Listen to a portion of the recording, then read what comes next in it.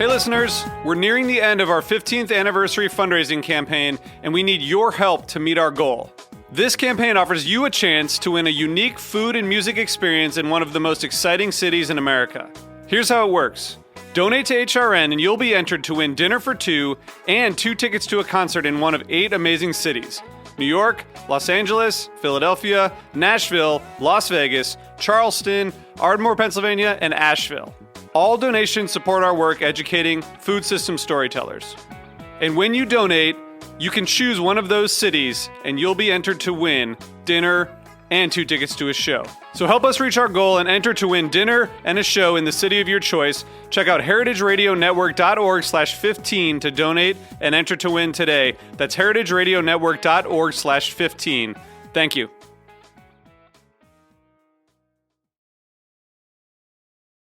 This episode is brought to you by Tabard Inn, new American cuisine in one of Washington, D.C.'s oldest hotels, located in DuPont Circle. For more information, visit tabardinn.com.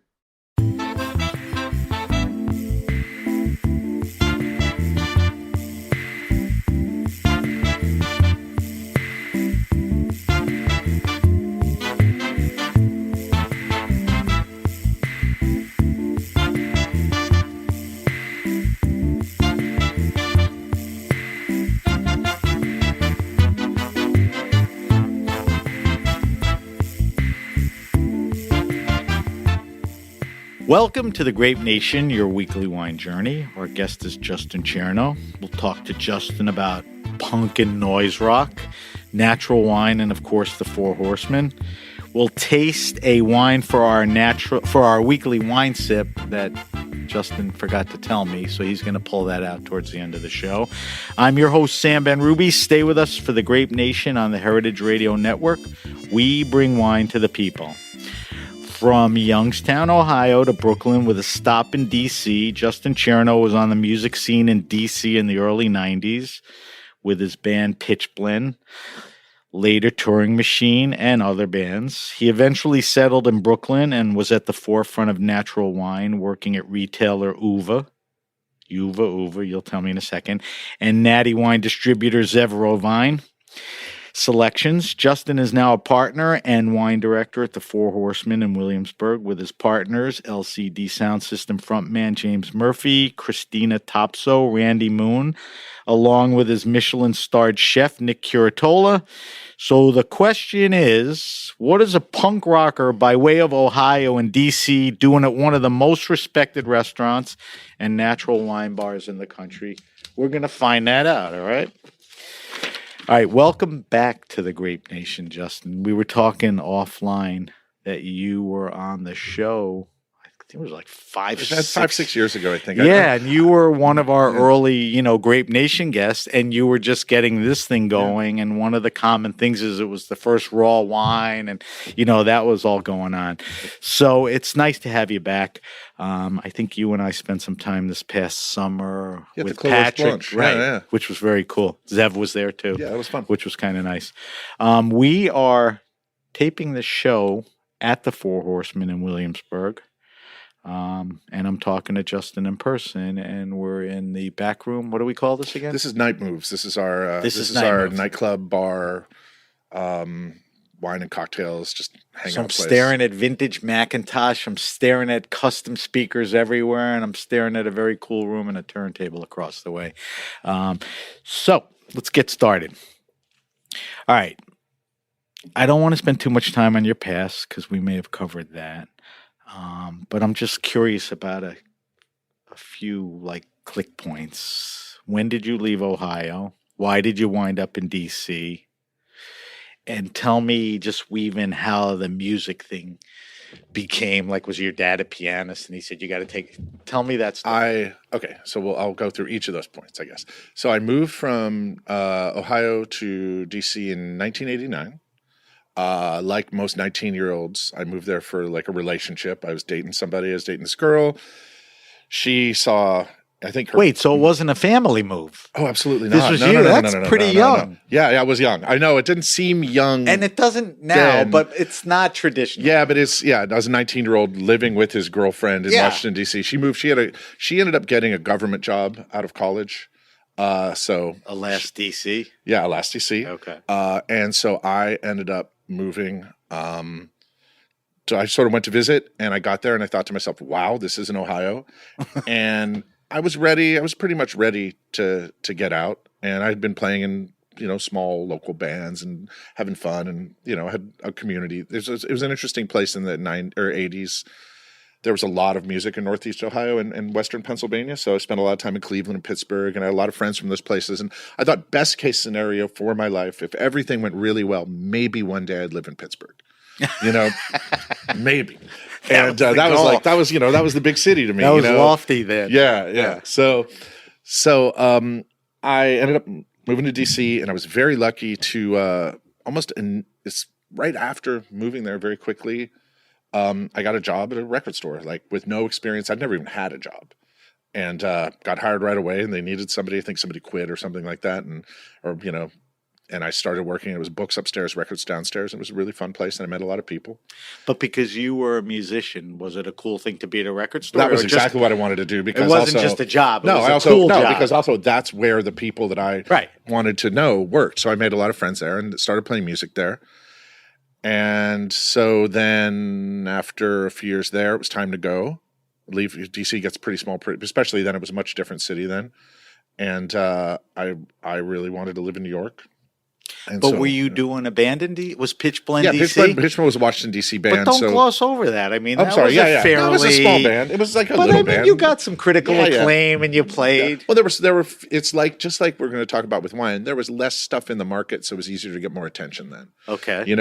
And so we did okay. We toured, did things like that, and put out records, and it was fun. And then describe the music. I mean, it was angular, semi-confrontational, art rocky, post-sonic youthy kind of stuff. But that was like the music. It was indie rock. It was the kind of music we loved, and we had a nice contemporary base of other friends and bands, and we got to spend a lot of time, make a lot of like-minded friends, and that also made moving somewhere like this a little easier because because of traveling, we already knew some people up here. So when I moved up here, one of my closest friends who played bass in the band, he also moved up here around the same time with his girlfriend. And so we've maintained a lot of those friendships, even from the 90s, still really close. So when you moved here, do you move here with the idea that you'll pursue and continue the music thing, or you just came here and then you'd see what would happen? No, I mean, music I was 24. Focus? I was 24 and I'd already been in that band for 4 or 5 years, and we had all done our thing, and, it was time. Everybody was ready to sort of like, you kind of run your course. You make 4 records in 5 years and stuff. Everybody still wanted to play music, but I wanted to, move here and have other opportunities. We all grew. And so I was interested in playing with other people and things like that. So I came here, and it took time, but then I ended up starting that band Touring Machine with the bass player from Pitch Blend, and our friend played Touring drums. Machine, a reference to Alan Turing. To Alan Turing, yeah. Kind of heady. It's like an instrumental, like technical band, and then we did a small amount of touring, put out a couple of records, and New York always gets. I think New York got more in the way of that. I mean, we did pretty well, and we had a blast. So I was going to ask, did you make a living from the band, or you needed I've never made a living. job? I've never made a living from any band I've ever been in, unless never made a living from any band I've ever been in. It's that just clears not. Everything. Not at all. But I was willing to have the jobs that I needed to have in order to make that living, and it was fun. Were those? Would you say Pitch Blend and Touring Machine were the two most prominent? Yeah, for sure. As far as, because you did a few other things. Yeah, I did other stuff and played in other bands and things like that. But it's funny because, I was in bands from, say, 16 to 36, and I've done wine from 32 to 51. So I've actually done wine almost as long. That's right. And much more committedly and much more successfully than I ever did music. Well, I want to talk about that transition. Yeah.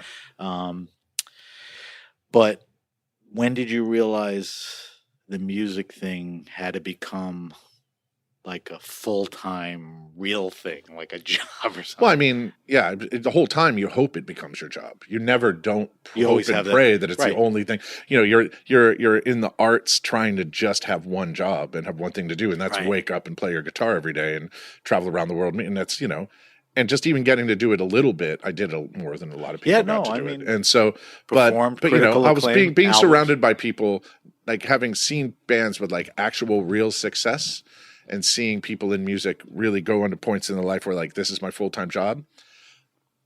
But there's something I was talking about with my wife about this a while ago. It's funny. Most of the people I know that became pretty successful in music weren't really capable to think of anything besides maybe like the first half of tomorrow, but they couldn't really see into the future. So I know a lot of people that put all their chips on my band and did pretty well and put out some records and even sold 20, 30, 40, 50,000 records. Wow. Then they hit 35.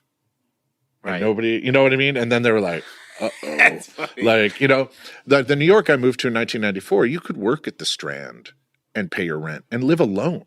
Right. Different You could work at Kim's on St. Mark's and have a roommate and live one block from the train. You could go out to Dojo to dinner and like go to, you know, get falafels and all that. That world of like, and you didn't secretly find out every one of these people had rich parents. These were like working class people that moved here that wanted to make stuff. They made like, their own ends. Yeah. Yeah. That doesn't, again, I'm disconnected from a lot of that, but I don't know if a lot of that exists anymore. I don't think so. And it was a different thing, you know? I don't think so. I think, you know, that's a time, I don't want to say bygone era, but that's the way it was then. And it's a lot different now, Yeah, period. it is. All right. So tell me, because we alluded to it before, you just said that half your life's been music, half has been wine. Mm-hmm. The current half has been wine. I can't figure out that transition when you realized wine was something that, for lack of better words, fell for and started moving towards it and got seriously. When was that? Who was it? I mean, it was probably like when I started working at UVA in the 2000s. But back, yeah. Was that because that was a job, or was the mindset, hey, this is a cool place, I think. I think one thing you have to understand is like, you don't have to just like one thing, right? So Right. it wasn't like I either liked music or I was really into knitting. Like I could be a musician and love wine and love restaurants and love reading, you know, literature and things like that. But why wine and not knitting? Exactly, because you got to get drunk.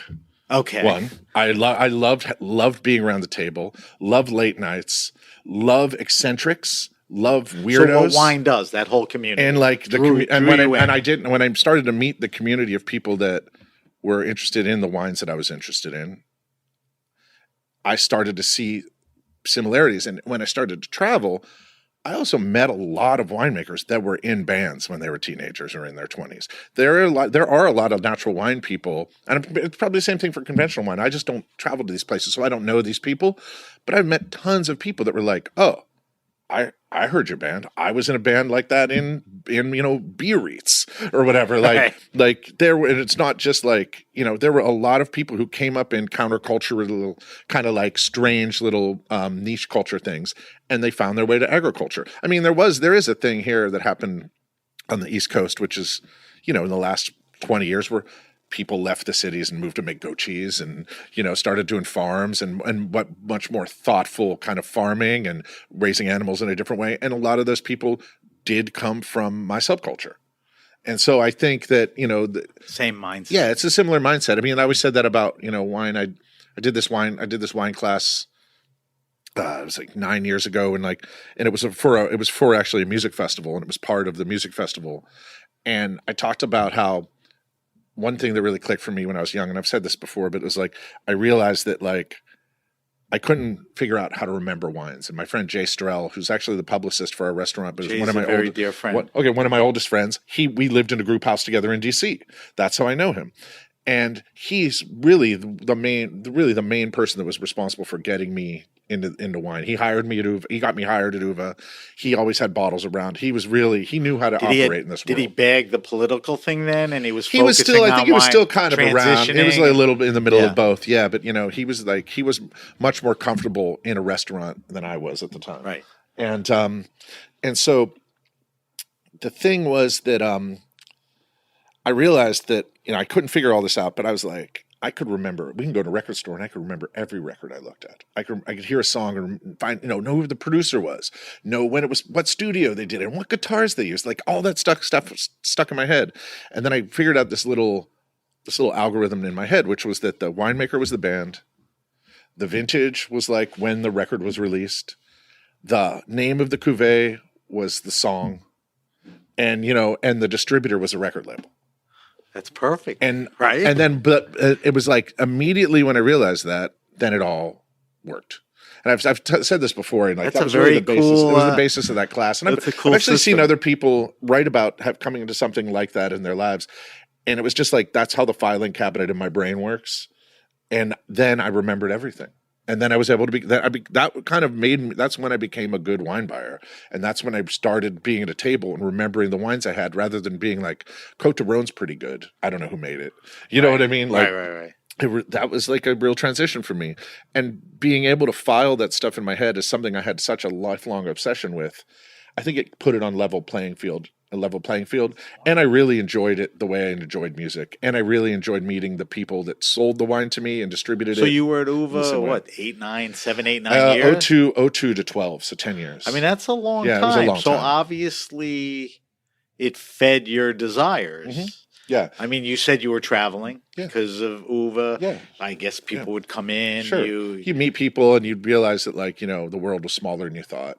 Because even after all the traveling I did in bands, I never went to Europe before that in bands until much later. I don't think you would do a gig in like the Loire Valley so quickly. No, exactly. Right? Yeah. So let's talk about Uva. Let's talk about Zevrovi, you'll put those two things together. Yeah. When you got to Uva, were you eventually the wine buyer? I mean, eventually, yeah. At first, I was like, Tuesday and Thursdays, 5:30 to 10, and I was working multiple jobs at that point. After 10 years, you got a promotion. Yeah, I think I was only there for like 2. I think I'd only been there for 2 years before I got made the buyer, which was pretty great. But there was a small. What was it? Leaning towards smaller producers, natural. I mean, was that set in when you got there? For sure. Is that something that caught your attention? I think we talked about this too last time I was on. But like, what essentially happened was the buyer there, Shane Smith, who now has his own distribution company called Rough Mix. He was a very, very early, enthusiastic evangelical level buyer from Dresdner, especially Jenny Francois, big time Jenny Francois supporter, and wherever he could get his hands on these wines. And he really believed it. I mean, like the after party for their trade testing would be at his apartment. Like he was tied in. Customer number one for them. And so when he left, he recommended that I get the position. And then it was my own journey to start buying those wines. I wasn't a big fan. I thought a lot of them tasted exactly the same. I didn't like Brett. I didn't like VA. I might not have even known what a lot of those things were then, but I knew I didn't like those tastes. And then over time, tasting with sales reps and learning over the next year being there, I started to find my own voice, and it turned out that the wines that I really liked that I was being shown by sales reps happened to be lower intervention, no sulfur, all, like things that fell into the natural wine category at the time. Even in Kermit wines, things like that, like a lot of stuff. This may be a silly question, almost like clueless, but are the wines better now than they were then? I mean, natural wine's been around a while, so a lot of these guys have been making it. But a lot of the complaints, which weren't necessarily true, mousy, inconsistent, all that. I mean, it depends. There's still, the thing is, like, if you fall in love with something that changes every year, and as much as, like, you've seen vintage. Yeah, exactly. Vintage changes. Unless the wine's supposed to be different every year. A Napa Cab. And what's happening now, with climate change and like really just a bunch of horrible growing seasons in a row, some wines are good. So it just depends. I mean, people still end up with a mousy cuvee. You know what I mean? It's not. That's why it's a silly question because the circumstance then is sort of the same now. You always have to taste, and this is like a whole other thing. But like now that when Horsemen opened, we were one of a few places doing what we did. The 10 Bells had been here for a long time. People had definitely done natural. Lee Campbell, Byron Bates, Jorge Fifi. People had done natural wine lists previously in the city, but there was a period of time where they could get what they wanted and taste everything and make sure that the wines they had were of quality. Now every new place that opens has these wines, and people ask for them, and that's a finite thing because growers don't make that much more wine, and it's now around the world people want it, and so now we can't taste these wines. Right. Nobody shows up with a bottle a lot of the time to say, hey, this is the new vintage from blah, Sucks blah, blah. for you. You get an email Because and you they say, knew it, you get it. do you want your wine? And What I you say, don't know, "Can you I-" don't miss. What Yeah. you know. Well, if you ask to taste it, then it all sells. And Right. so you missed your chance to get it and you didn't get to taste it. So you have to really roll the dice a lot of the time. So Yeah. that's now, and Yeah. I totally Yeah, understand. yeah, But yeah. then Mhm. were the consumers walking in the store when you went out, were they receptive to these wines? Did They you were. need to? I mean, I think people would go to an Uva as they would now and say, "Hey, this is amount of what wine I that- like. Tell me what I should drink." The amount of wine that came back, I remember a lot of wine came So back. the recommendation A lot of wine was would come up, back. but Well, the taste sent it back. people would come back and they'd be Wow. like, that wine you wanted me to drink is fizzy.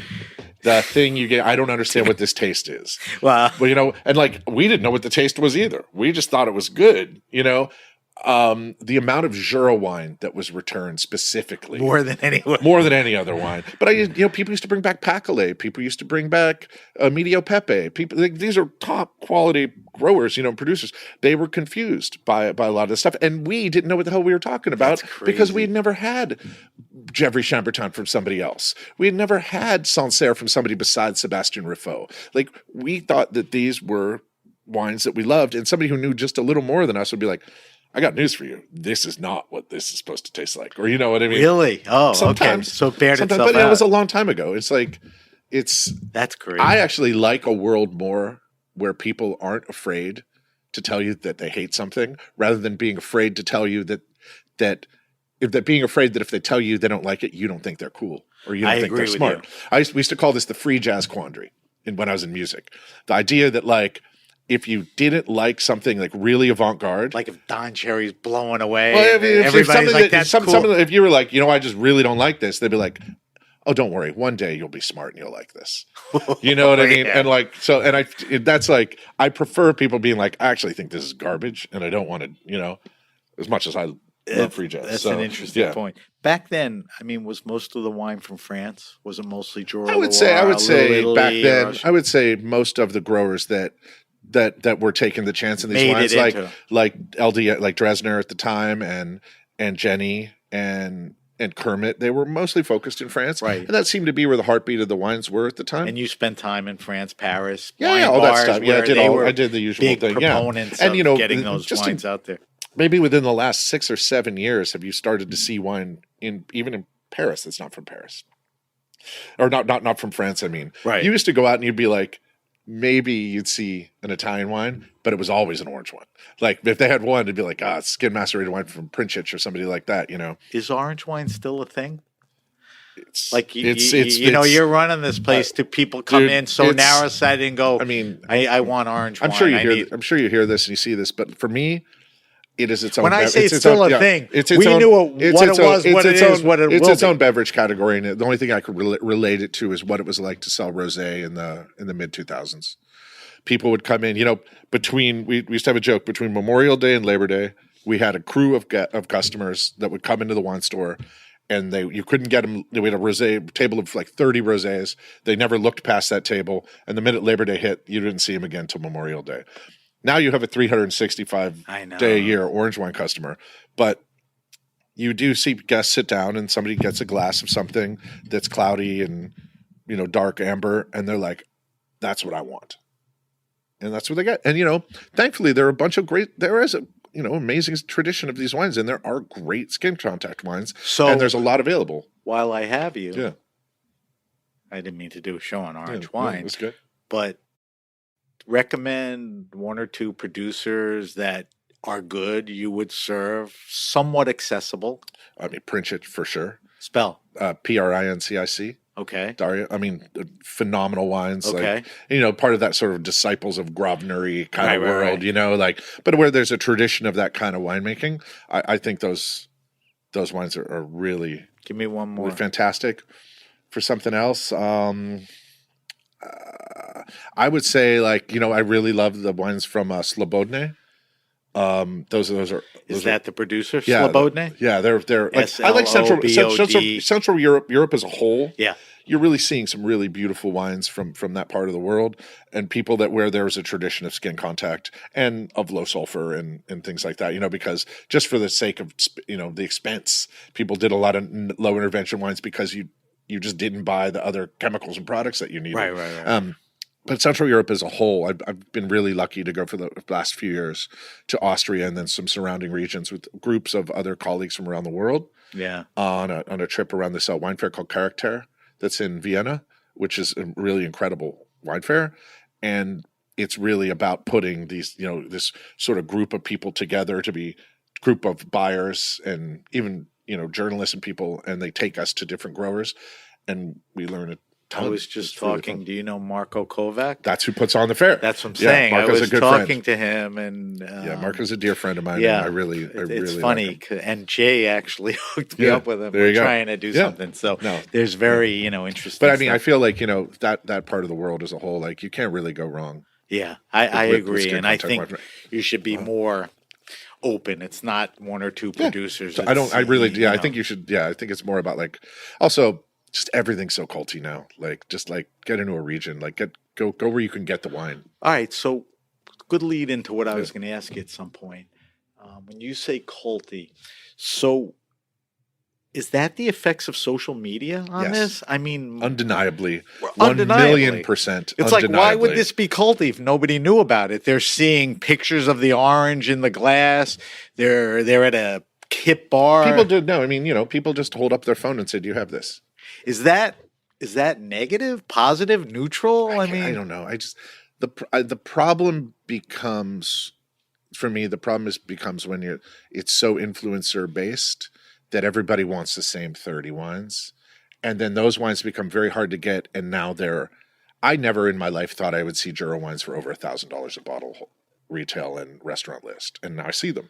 What's a good example of that? I mean, I should know, but Kanjiro Kagami, Domaine de Miroir in Rotalier. Well, that's kind of rare stuff anyway. But they're rare, but still $1,000. They're still $40 wholesale from Zev. That's crazy. And they're still, that means that they're $30 out of the cellar, and they're $1,200.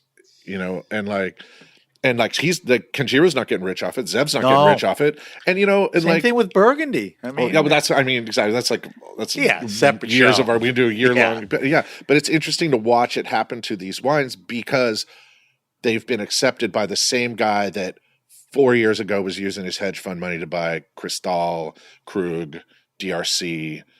So I was going to ask you, the influencer is not even an influencer. It's just a guy. He is an influencer, but he got a lot of followers. It's a hedge fund guy.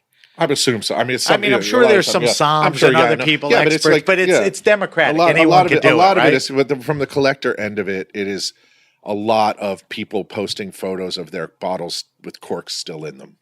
Right. It's not like I drank this. It's like, look what I have access to, and I totally get it. But it's like I'm not interested in car collecting either. It's what I mean? Not a drinker mentality. It's a collector mentality. Exactly. It's a show. Yeah. And even when I was like a hardcore record collector, I still wanted you to come over to my house and listen to these songs. Right. And I still wanted to just talk to you for hours about like this album. Yeah. I used to say all the time, it's like being obsessed with Stevie Wonder but not being able to hear any of his music. It just doesn't make any sense to me. And I get it. Again, I get it. Like we all have bucket list things we want to check off and things that we want to have, be able to drink. And I'm very lucky to have come from an era of this stuff where I was able to drink all that stuff. I've had all kinds of crazy things that people have put in front of me, which I'm very fortunate, and distributors that want to sell them to me. But I don't feel comfortable putting those wines on the list for $1,200, and I don't feel. But it's not you. If I put it on for $200, you know what happens? That hedge fund guy comes in 3 nights in a row. I know, wrong people. Or they send their friends in, and then they clean it. They clean you out. It's and you don't want to have a culture in a restaurant of no. You don't want to have a thing where you're just so this person has it on their table, and someone else says, "Can I have that?" And you're like, "Oh no, you don't want to do that." Well, we'll talk about that when we talk about the restaurant and wine list. Because it's just bad hospitality. You're very right. You're very keen to that, secret wine lists and all that BS. It's funny you said you you were lucky through the years to taste a lot of stuff that now, maybe an Instagram post or whatever. Is there anything now? I mean, you still love and learn new things? I mean, what's anything notable right now, whether it's region, maker, type of wine, varietal? There seems to be, outside of just talking about winemakers, really, there seems to be a lot going on in Alsace again with really young people, which I think is interesting. I was talking to Steven Bitterhoff from Von Boden the other day. I know he's at been length, on the show. and I'm really inspired by what he's doing, and I'm really trying to learn more and get more into those places because they're him just and Robert and source yeah, material. sure. And I think being what they're doing. I think what they're doing is Yeah. really interesting. It's kind of organic. Yeah, they're finding cool stuff, but the thing is, like Steven was telling me that at this point vines in the Mosel are practically free. You can go there and start, and I think he thinks that there's going to be a lot more young energy in places like that because you can get started there really, really inexpensively because people are just dying out and they haven't wanted to work there. It's hard to work there. And the land doesn't, yeah, get the type of. I don't know. I mean, that's a Wow. really good question. I haven't guess visited. not. So, I mean, if so I think somebody it's dies in interesting. Napa, It it's used like to be $500,000 an well, yeah, acre. and it used to be that way in Languedoc, and I'm sure it still is. But people were finding 100-year-old ungrafted vines that have been abandoned for 20 years, and you can buy a hectare for $3,000. You know what I mean? Like, so I think that one of the that's things an they've been interesting thing. highlighting is they're starting to show younger guys making Yeah, wine. so I think that's neat. or a younger guy with his dad, Yeah. new property or something. So there's a lot of interesting things going on in those places, and a ton of wines I've never seen before, and that's always fun. And tasting first vintage, second vintage, third vintage wines, that's always really neat. But you brought up Steven. That's where the distributors do the work and expose you. I For mean, sure. they still come in with stuff you've never heard Yeah, of or all the time. tasted. It's great. Yeah, it's pretty cool. Yeah, I think that's the fun part of that's really the thing that keeps you in it too. Like you get frustrated because you spend like 20 minutes on Instagram and it's just and then you get out of it and like, a wine rep comes in with just a great bag of stuff and you're like, okay, this is cool. Like we don't have to worry about I that. like to Yeah. hear that. When we talk about natural wine, and I put it in quotes because I don't love the idea, but that type of wine is something you've been involved with and attracted to. I mean, what's the attraction? Is it the story, small producers? Taste. Is it taste? I don't the aesthetics. But and- is the yeah. taste because they're not screwing around with the land? I never made wine. You know what I mean? So So for you me, don't- I see a parallel through all these things, and I feel like these are the So you wines don't that I believe sift in. through all of that. Now regenerative farming is, a bigger thing than not bigger thing, but another thing besides biodynamics. There's permaculture, there's biodiversity. I'll be honest. You don't buy wines or get caught up. And by I'll be completely honest. Whatever, I'm just not an academic about it. I'm just not an MW kind of person. I'm not a class person. I'm an experiential at the table. I'm a drinker. I like wines. I like traveling. I like meeting people that make them. I've been a pretty decent at tasting things that I think taste good and getting people excited about them. But the back end story of it isn't my story for wine, and I'm really happy that people teach me those things. But that's not really where I'm coming from. I think what you described is really the best way to do it versus studying books for 6. Depends. I mean, there are people I know that there are people who that comes very second nature to, and their way of enjoying something is knowing everything about it. And I'm not I just don't need to be there. It's just not for me. And it's not because I'm lazy either. Right. It's just that's not I don't need to know the science behind it. I mean, I do see that like things that I really love and things that I'm interested in selling happen to be part of this culture and happen to be made this way from what I've learned and been told. That these are the wines I like. And those are the wines I'm shown, and that's the stuff I go to, And I have found that like when I drink wines that aren't that way, I just don't really enjoy them. And it's obvious. It's not even I really liked that till I found out that they spray or whatever. Right. It's just like the spraying is just part of an entire equation. It starts there and it goes farther. Is, it's just not for me. Yeah. But I also know people that like mousy wine.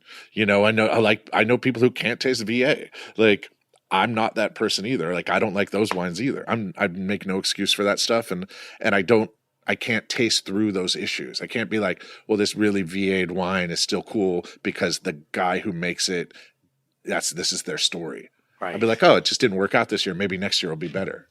I think that's a real and fair way to look at it. All right, we have to take a quick break. We're talking to Justin Chearno. Justin is the wine guy and partner at the Four Horsemen, a restaurant and wine bar in Brooklyn. And when we come back, we're going to talk a little more about, Four Horsemen and his wine list and some of the other things. So you're listening to The Grape Nation on the Heritage Radio Network. We'll be right back. This episode is brought to you by Tabard Inn. Tabard Inn, Washington, D.C.'s quintessential hotel, is located on a quiet, tree-lined street just 5 blocks from the White House. Vibrant yet unassuming, the Tabard is comprised of 35 sleeping rooms, each unique in character and design. Feast on an eclectic American cuisine in their acclaimed restaurant, or enjoy a cocktail served on the beautiful patio, which has ample room for social distancing. Travelers from around the world find the Tabard the only place to stay when taking their travels to Washington. For more information, visit tabardinn.com.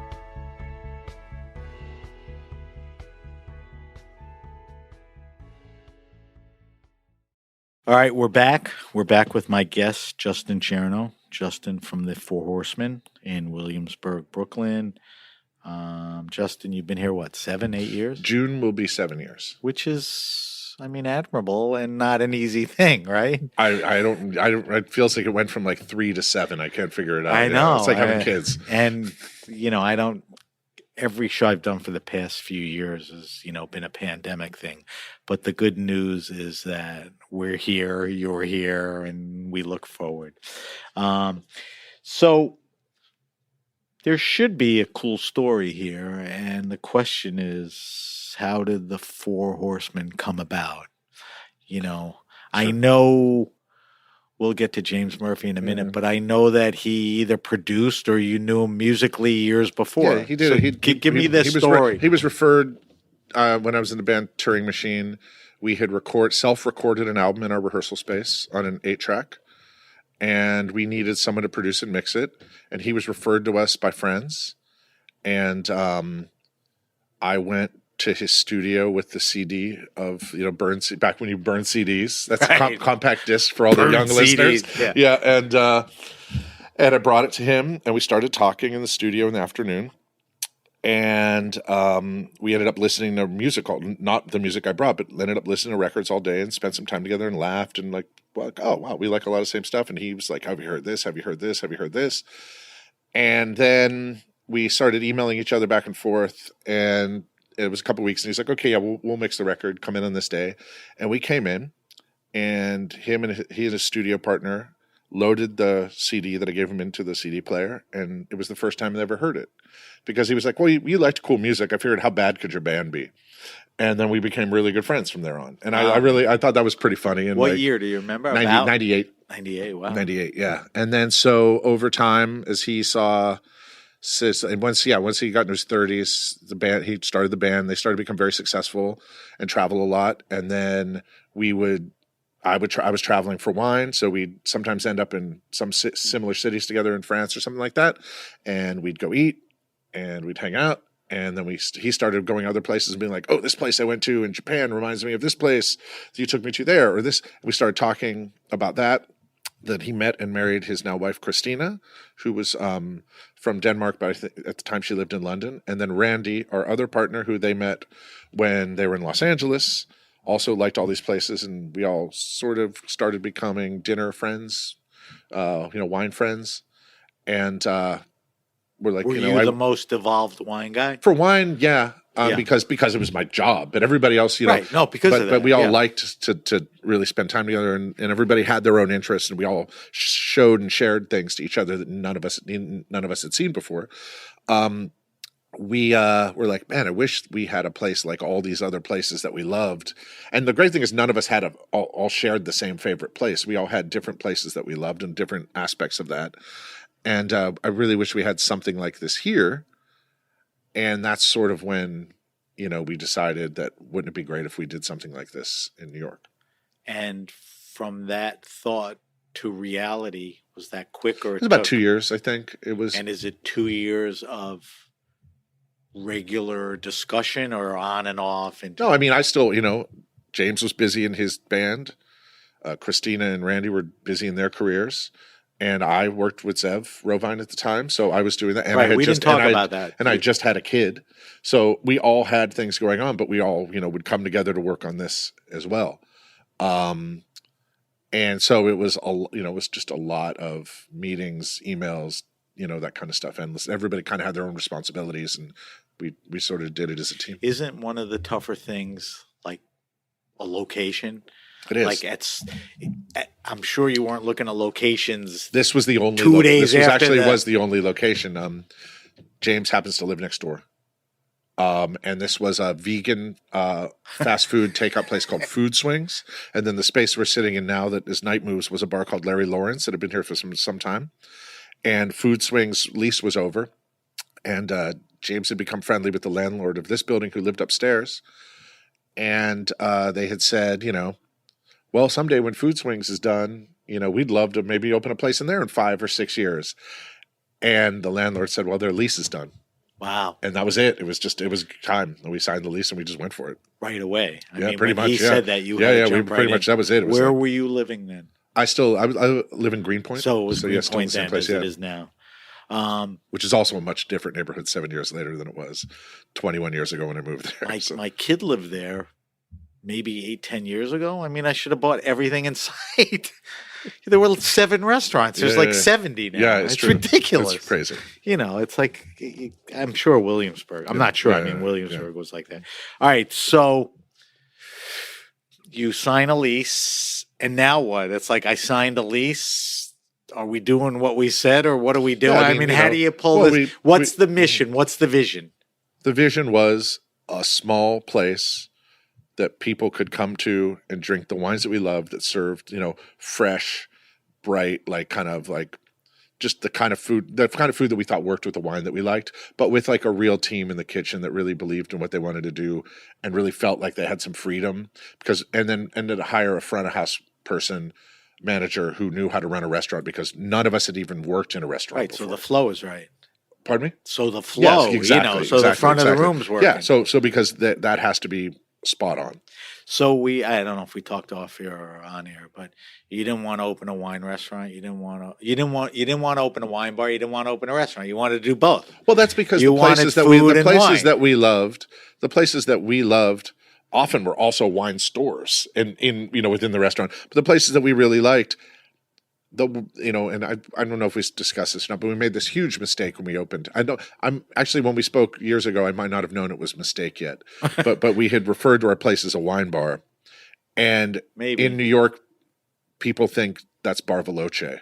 You get some burrata and you get some prosciutto, and then you sit at the bar. And we literally, for the first year we were open, we had people we were the first place in Williamsburg to take reservations.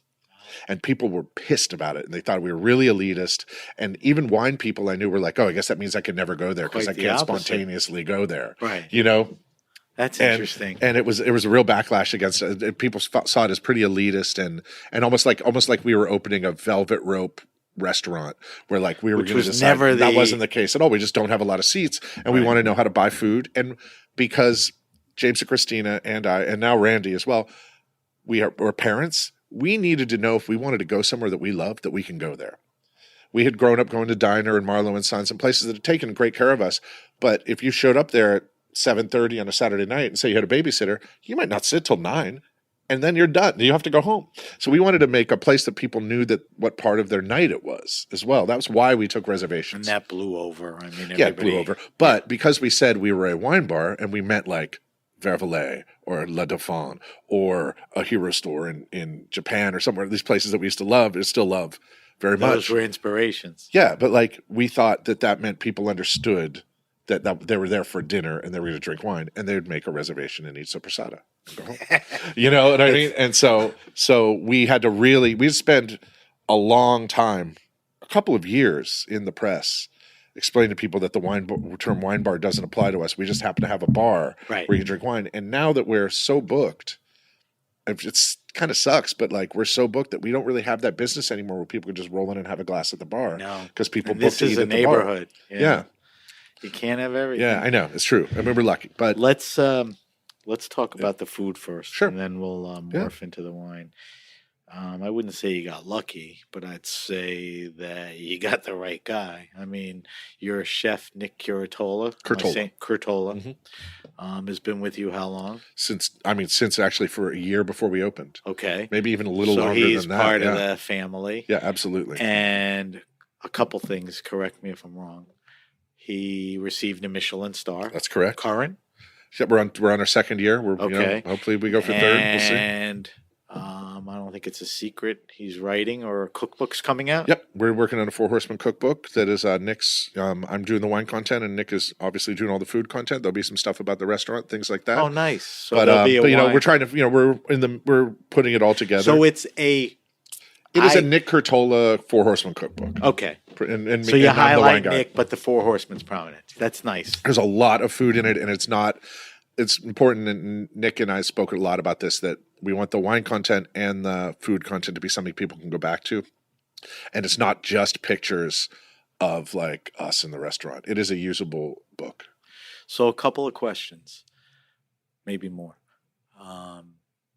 Has Nick's cooking evolved into something a little different than what it was? When you do the wine list, is there thought of what he's cooking, or vice versa? He cooks what you're thinking, or to me, it would probably be collaborative. I don't know. The thing is, we live in this moment, this like contemporary small plates food kind of moment or whatever it is, where I know that we've worked together long enough now. I know like essentially what's coming out of the kitchen. And it's interesting because it's important to us that like we're like I think Nick says it, we're an international local restaurant. So we have Japanese flavors on the menu with European flavors on the menu with, Eastern flavor, like really all kinds of stuff together in your same meal, and like classical American flavors.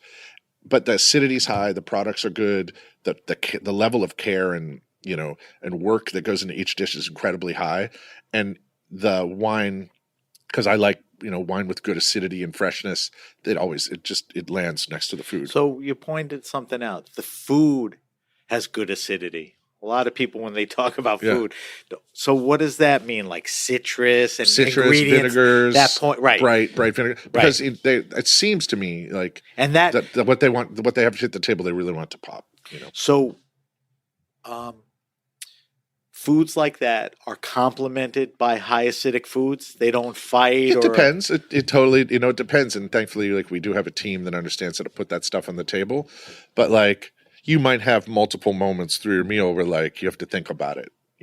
But that's cool too. Yeah, it is. I mean, it's cool. cool. It's kind of it's challenging to your palate. And absolutely. All of that stuff. I mean, there's always like asparagus and like cardoons and things like that are always a challenge. Yeah, but it's also everywhere I go puts that. Every single place I know that's wine focused still puts that stuff on the table. Is cardoons tougher than asparagus to pair? I don't know. It could be. It's like I just always put that in artichoke land. You know what I mean? So cardoons, asparagus, and artichokes. All right, so let's talk about the wine list. Sure. One of the interesting things is a lot of restaurants post their wine list. I kind of know why you don't. Well, because it changes. It changes, but also we're getting back into posting it now. We're actually going to start doing that again. Funny you say that, but I don't tend to post a lot of pictures of wine. No, you don't. I mean, I do like on my private socials. I'm talking about the website and just saying, what's this guy got on his list? I don't know. I mean, it's like the thing is in New York, for the most part, we all are offered the same wines. You have the same sales rec, the same companies. It's not like I am direct importing all this stuff and it's all mine. You have your relationships and maybe you're offered a little more of this or that or things like that. Yeah, allotments or allocations are better or it's important to a distributor to have their wine on your list or whatever. And sometimes we're really lucky to be on the positive side of that. And that's great. But it is a lot of this stuff is in the challenge of not just not being ubiquitous. It's like everybody knows what wines are famous. Everybody knows these things. And like, so it's not like if we post our wine list at like a bunch of restaurants are just going to buy those wines because everybody has them offered to them anyway. And it's all out there. It's all like you just get your Jenny Francois, your Dresner book, your Grand Cru Selections book, your Kermit Lynch, all the wines there to buy. It's just, do you make that decision? If for some reason we were really fortunate enough to be in a category where people wanted to look at our list and be influenced by buying those wines, it's kind of great because then it's good for the distributor and the grower. Yeah. A lot of wines we represent that I like to put on like we talked about, I mentioned this wine last time, I think, when we were on the air, Domaine Léon Barral. It's a wine through Kermit Lynch. The wine was, I think, represented by IPO. They don't have the same reach as a lot in this contemporary market as a lot of the younger distributors. Barral is like top 10, real natural wines of the world. Right. You could buy it on any great list of the world, but you don't see it anywhere in New York. Because it was with the wrong distributor and they just didn't get it into the right restaurants and it wasn't a priority to them to sell it. And the market wasn't either smart enough or aware It's they wouldn't bug guys like you and say, how come this? It's Carignan and Syrah from the Languedoc. It's it's not necessarily en vogue, but it's a really important wine. And when it hits the table and people have it in front of them, they're like, this is a great wine.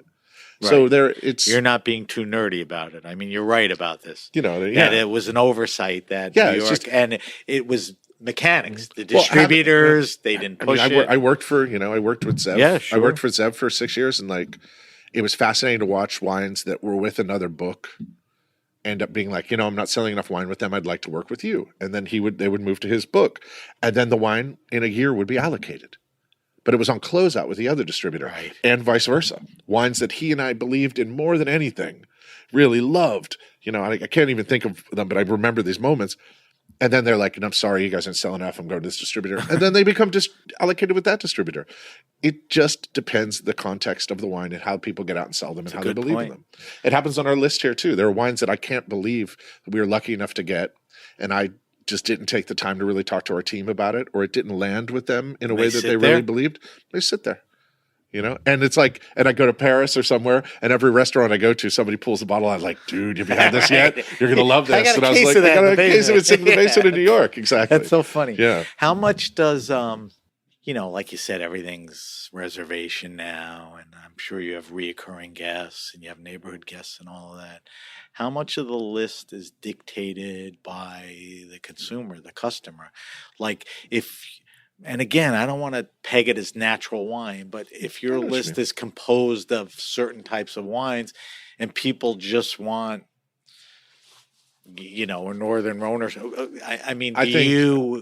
don't know. Are you carrying that, or how do you handle that? What we do is it ebbs and flows. There are tons of times I look at the list and say, whoops, we don't have a Côte de Rhone. Or whoops, I need to get more Riesling or whatever, because things ebb and flow and you only have so much money to spend a month. And also when you really love, when there are wines that you love and you get offered them once a year and they sell out, it's like you have to find a new wine. You know what I mean? You have to find a new thing to put in that slot. And I don't want to fill the list yearly with lesser things. I want to fill them with things that I believe in and that we love. So I'm trying actually to stay a little more on that this year, and maybe even think about, I think we're at 840 wines on the list right now and 30 seats. I'd like to really maybe shrink the list down and make it just a bit more producer and region focused a little bit, but still introducing wines from new people that we love. So why is it 840, and why does it have to be maybe tightened up a little? Is that exuberance on your part? Is that having stuff you want? Is that the answer to my question? This is stuff the consumer wants? Or I don't know. It's like for stuff the consumer wants, I think of texture and I think of size mostly. So for consumer wants, sure, there are people that come in here and they're like, do you have Julien Lebay, or do you have Pacolet, or do you have Cornelissen, or, the big names, things that are identifiable, Patrick Beaujeu or whatever, do you have these things? And we're going to have it. I also that's another reason why in some ways I don't put the list online, or wasn't putting in, because it's kind of inferred that we're going to have that stuff. Right. It's the stuff that you don't know that might be more interesting to you. You know what I mean? Yeah. I think that's the beauty of you in this place, and people, if they're open-minded. Yeah. If they're open-minded, exactly. And if you need a little zooger push, maybe you'll be turned on to the next big thing. Exactly. And, Like, hey, you you should be early. drinking this because Yeah. But Wait, what happens? So you get a wine you love, and it's highly allocated and popular. I mean, for financial reasons, do you just sell it to get your money back, or do you try to slot it? How highly Like you said allocated? about the Wall Street guy, you don't want him to send his to be three honest, friends in and clear you out. I still have my Miroir and the last couple of Overnoir drops and some other things like that in storage. Really? Because I'm waiting for the. First of all, I don't think they're ready on release. Okay, so that's the first thing.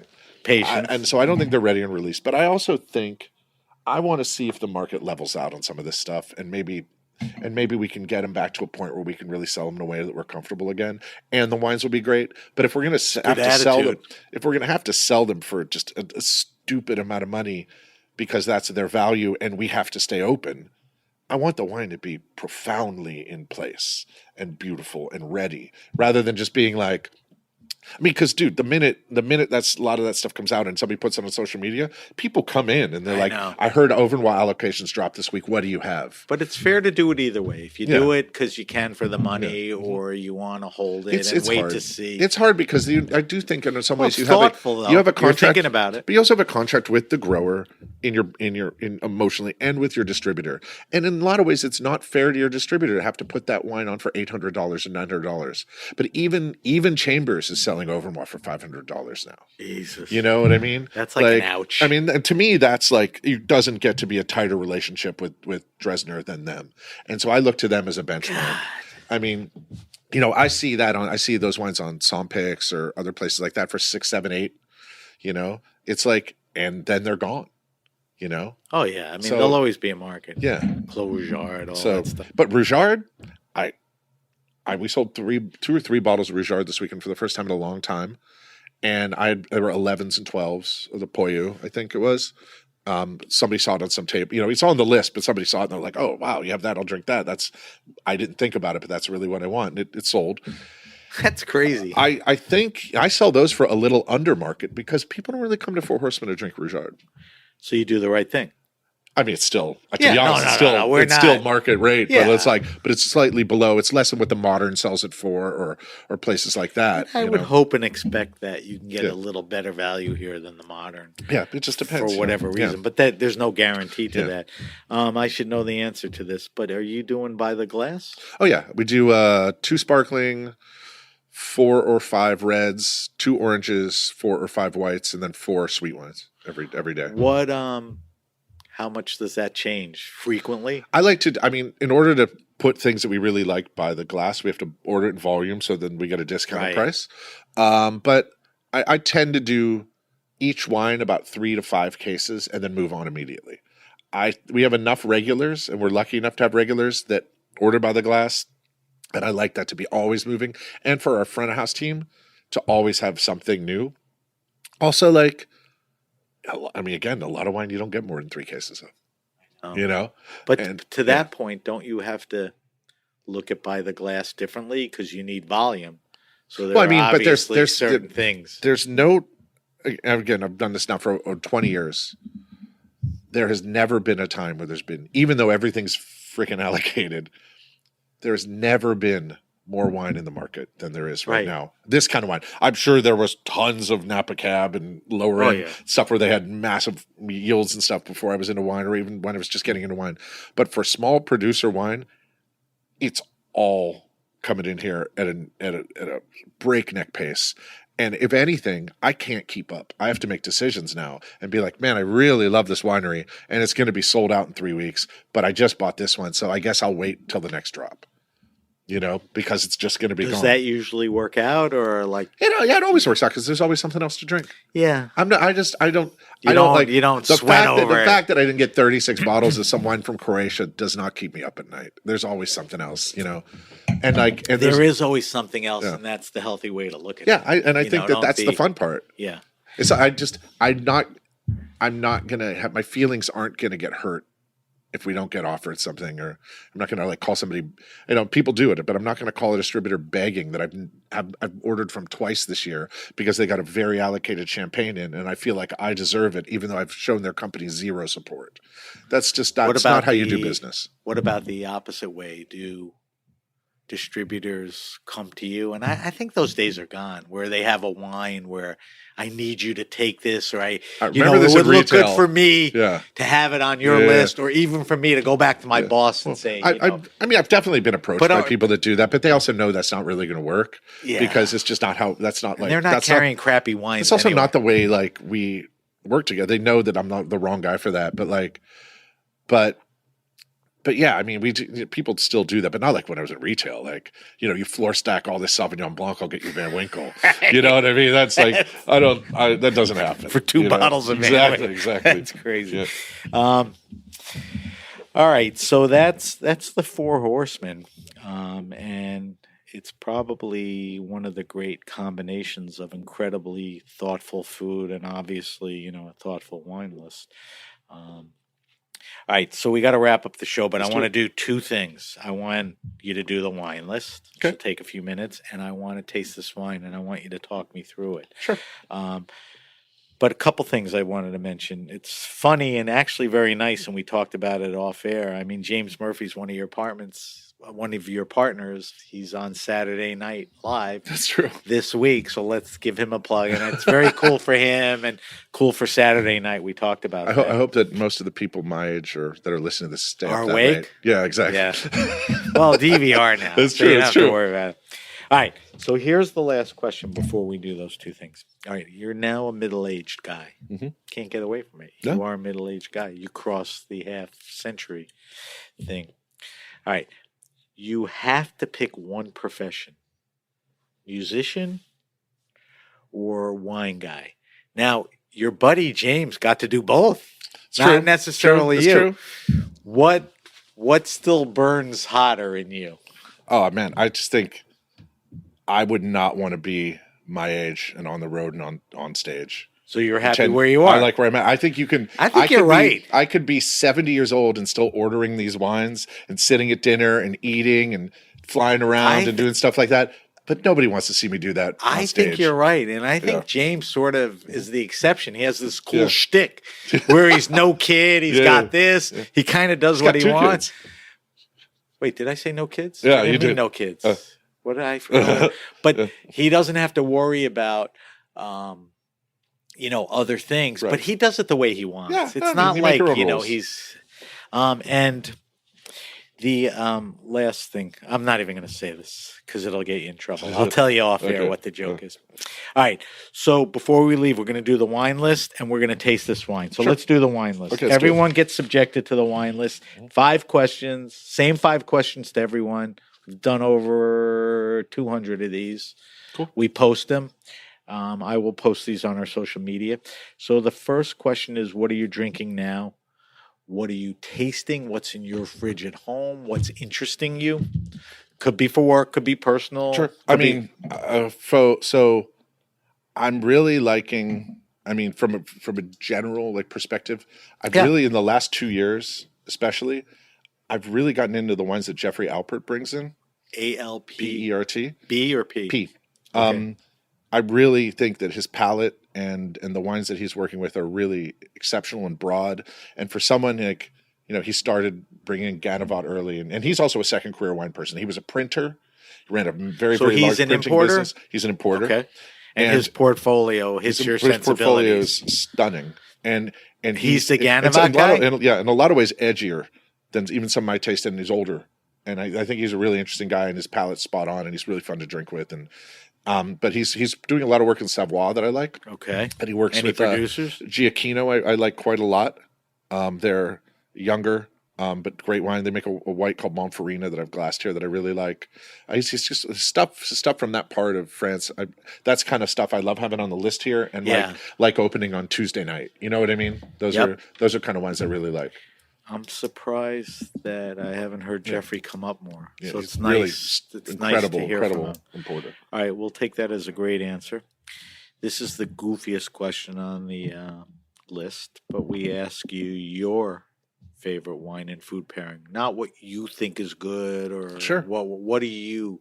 It could be Knishes and Sauvignon, whatever. No, I have one. It's. I'm sure everybody says Comte and Vin but I'm not going to say that. Well, they don't, but you're not allowed to say champagne and oysters, which is Comte and Vin. But it is champagne and really dry aged steak. Is that your choice? Yes. All right, I want to talk about that. Yeah. So I hope, like me, you're a big champagne fan. Just a Yeah. great, beverage anytime, anything. So dry aged, probably if you looked up, the database, probably everyone is a Bordeaux or an Atacama. Sure. Why does that work with? Think about. So dry age, let me set up Yeah, here, yeah, is yeah. funkier. Yeah. It could be a minimum of 25 days, could be 60, 70. Dries, the flavors are more intense. It smells and Yeah. tastes different. Think about champagne and blue cheese or things Funky. like that. It really has that thing where you have this like almost lactic bacteria and all this stuff, and then you have this acidic, bright, and especially slightly oxidative aged champagne. It is hands down my favorite wine and food pairing. I've had steak and champagne, but I've never done it where it's like a session. So now I got to do that. It's awesome. But life is too short to have a crappy steak and bad champagne. Right. So when you do this, good champagne, Exactly. good butcher steak. Exactly. All right. So that's a good one. That I think may be a first time too on the show, which I like. All right. I know you have a kid. I know you're getting old. I know you're married. I know you're very busy at work. But if I asked you your favorite wine restaurant and/or bar, can you answer that? And I want to set this up. By mentioning people doesn't mean you left anyone out. By mentioning it's not necessarily your favorite. What I want to get from you is who does it like this place? Who cares about the wine, cares about the food? The vibe is good. You educate your people. So you come in here and you go, wow, that was cool. Who's doing stuff like that you like? I really like. It's actually these are French expats in New York, but there's always these like obviously other places that everybody says that are good. But I really like what Pierre over at Fulgurance is doing in Greenpoint. Fairly new, right? Yeah, but really, really smart list, really deep, great somm, and really personable and just delicious wines, and not afraid to take risks. I like what Clement is doing over at Fredai. He's one of the owners. He's just getting, they're just getting started. They've been on a shoestring. They had to go through Didn't COVID. he bring the guy from Daniel Balut over? No, he's got the Smedley? No, the Ian guys he's Smedley? got over there were at Septime in Paris. Oh, okay. And then they're very good, but they're American guys. And then I really like what Pierre's doing at Ernesto's as well. Started with mostly Spanish stuff, but now doing his thing, and has been in the biz and was one of my favorite somms when he was in Paris, when he was at Bones in a clown bar. He's really smart. He's got good Those chops. guys they have good chops, and they're all three people that are really enjoying being able to buy the wines that they couldn't buy where they started. So their minds are being blown by Italian wines and American wines and Central European wines and all the stuff that we have in this market in spades that they couldn't drink before. So they're not just like, this is what was cool in Paris or whatever. It's like, I love wine again, and I really love being on the floor, and I'm going to give you real service. I think that's one of the great restaurants in New York. I mean, I think it's got all the critical acclaim, and the place is incredible. And thank God people just don't talk about it all the time or obsess over it like other restaurants. It's in a crazy neighborhood way east, sure. But so those are good ones. All right, fourth question. Favorite all-time wine? The original question, and probably when I asked you this originally, I was fishing for, hey, you're a wine guy. What's the most expensive rare wine you ever drank? I don't give a crap about that. Yeah, I understand. And now that everyone's listened to the show, the answer, is even more telling, and it'll be interesting. What's that wine that one or two wines important to you, whether it was a gateway, enlightened you, changed the way you thought? What's that wine? It's at one point it was a very gettable wine, and now it's not gettable at all, and it's worth $1 gazillion. But it is a winemaker in Loire named Xavier Caillard. I'll send you the spelling of his name. Okay. He had a winery called Jardin Esmeralda. The wines were aged, I think, for 10 years in the barrel before release. That sounds about right. The wines were they had a blip in like being cool maybe in France like a decade ago, but they were wines people put in your table. I had bought some in Europe, and we had them on the list here. There's some bottles hanging. There's one up here somewhere, Empty I think. bottle? But they were really important to me. But it was a Chenin, and it was a very emotional, touching wine. It was before it was hard to get. It was special, and it was small, But which is more genuine. It affected me. Because It affected me very, very deeply. It was a 2000 white, 2000 Chenin, and it was a really profoundly personal and amazing wine. And then, of course, it turns out he never really made any money because of the way he aged the wine, and there wasn't enough wine to make to survive, I think.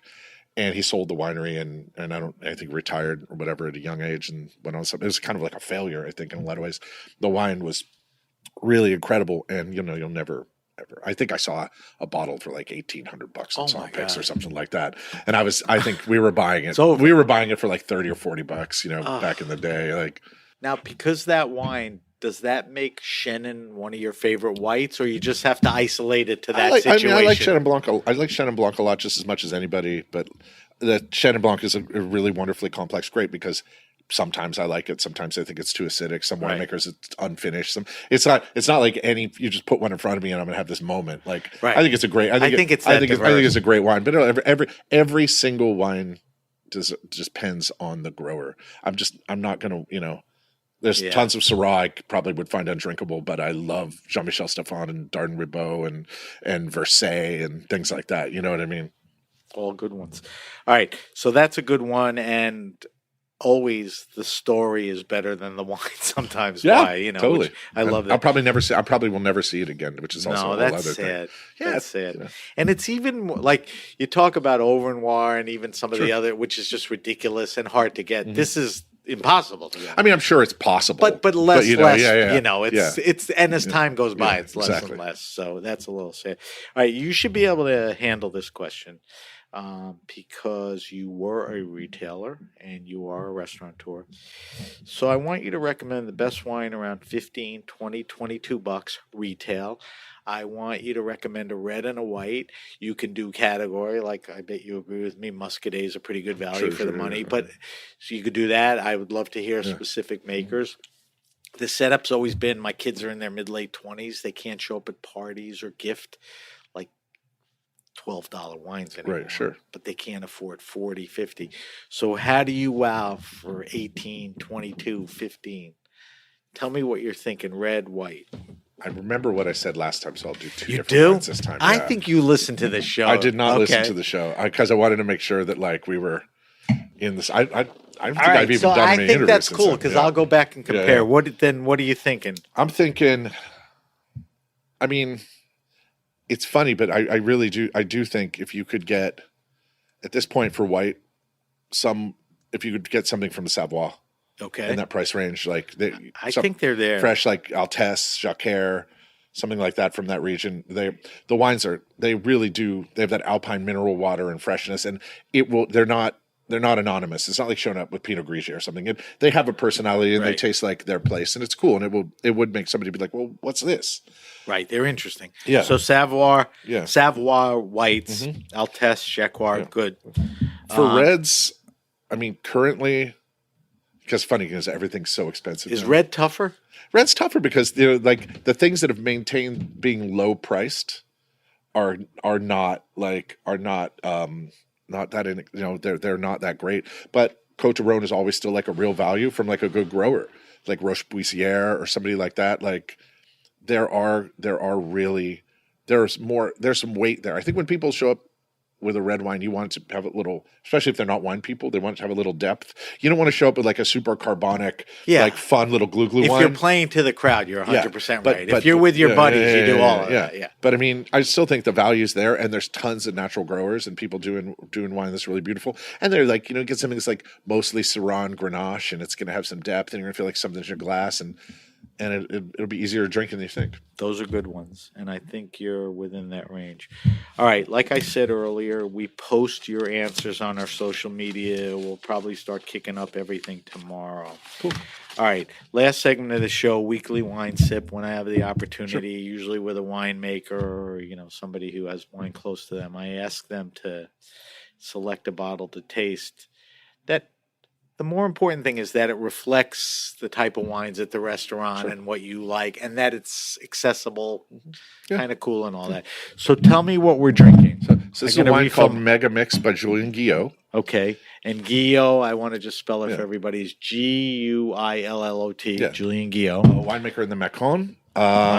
His family took over the domain like 1954, I think. But the domain has a history of making wine back about 1,200 years, like really, really old. It was a medieval domain. The clothes around some of the vineyards and stuff are really old, like medieval stone, like ancient stone walls.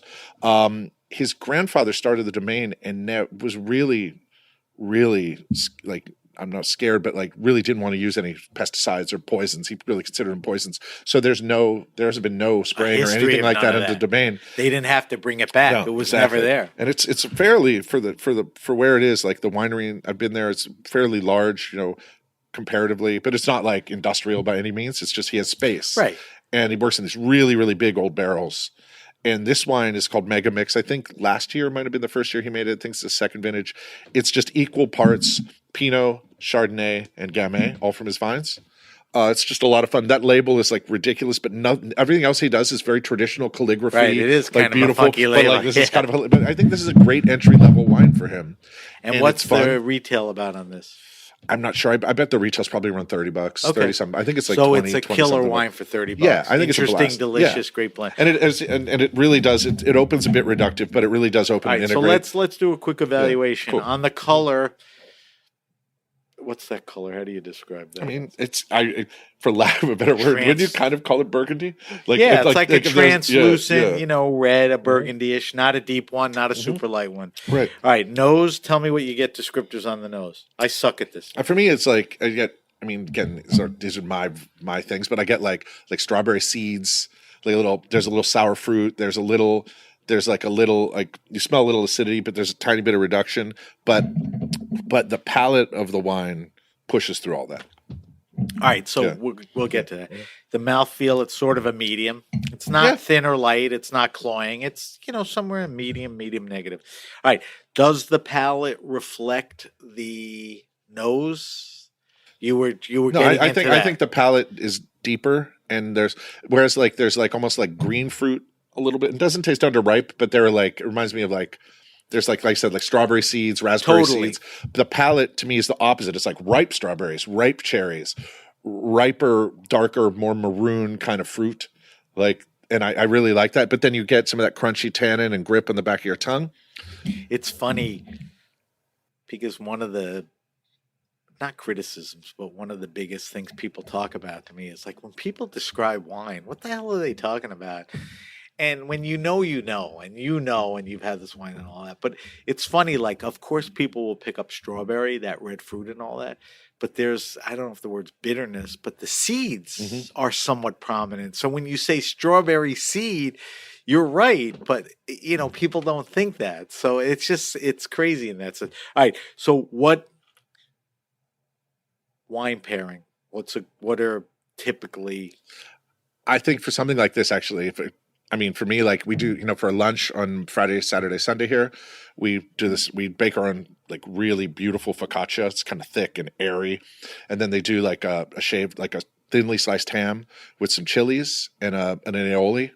I think that this would be amazing with that. So it works with the bread. It works with the meat. It cut works right with through the spicing. The fat cut through that oil in the oil. What kind of ham? Imported or American? I'm not positive of what the ham they use is, to be honest. I just eat the sandwich. I think I may have to fire you. Yeah, exactly. Sorry. Yeah. All right. So that is, let me just read this out. That is there a vintage date on this? I think this is 19. But, all right. So let's say 19, the current Clos de Vigne des Mains.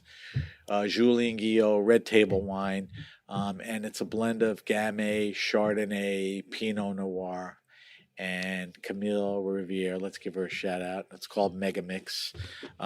Definitely a delicious wine, good price point. Yeah. I think it's a lot of wine for that price. Yeah, I agree. I mean, that's a good one, and thank you for pulling that out. All right, Justin, we got to wrap it up. Let me do a quick wrap up, and let me get some info from you. So if you have a question, suggestion, wine happening or event, hit me up at sam@thegrapenation.com. That's sam@thegrapenation. Subscribe to the Grape Nation podcast on iTunes, Stitcher, Spotify, or wherever you get your pods. But subscribe, because then the show will show up. Follow us on Facebook at The Grape Nation. On Instagram, we're at SBenRuby. On Twitter, we're at BenRuby. Confusing, but you can always use the hashtag The Grape Nation to get to that.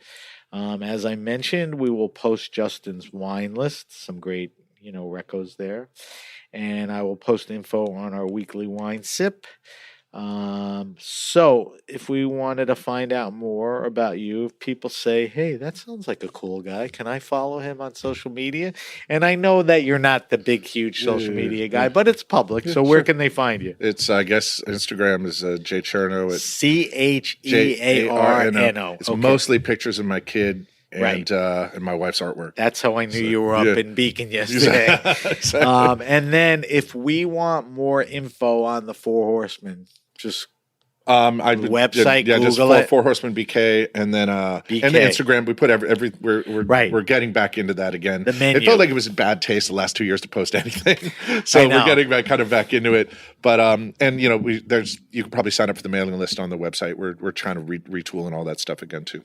But I remember, I don't know if it was pre-COVID, but the menu would come out, all the time. Yeah. It's always a fun menu. I mean, that's how good the food is. And like you said earlier, all the different influences, whether it's Mediterranean, American, and all that. Thanks. I mean, the food's tremendous. All right. Thank you to our guest, Justin Chearno. Thanks to our engineers at Heritage Radio Network. I'm Sam Ben-Ruby, and you've been listening to The Grape Nation. The Grape Nation is powered by Simplecast. Thanks for listening to Heritage Radio Network, food radio supported by you. For our freshest content, subscribe to our newsletter. Enter your email at the bottom of our website, heritageradionetwork.org.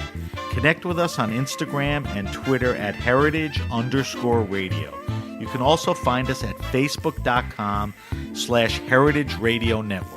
Heritage Radio Network is a nonprofit organization driving conversations to make the world a better, fairer, more delicious place. And we couldn't do it without support from listeners like you. Want to be part of the food world's most innovative community? Subscribe to the shows you like, tell your friends, and please join the HRN family by becoming a member. Just click on the beating heart at the top right of our homepage. And thanks for listening.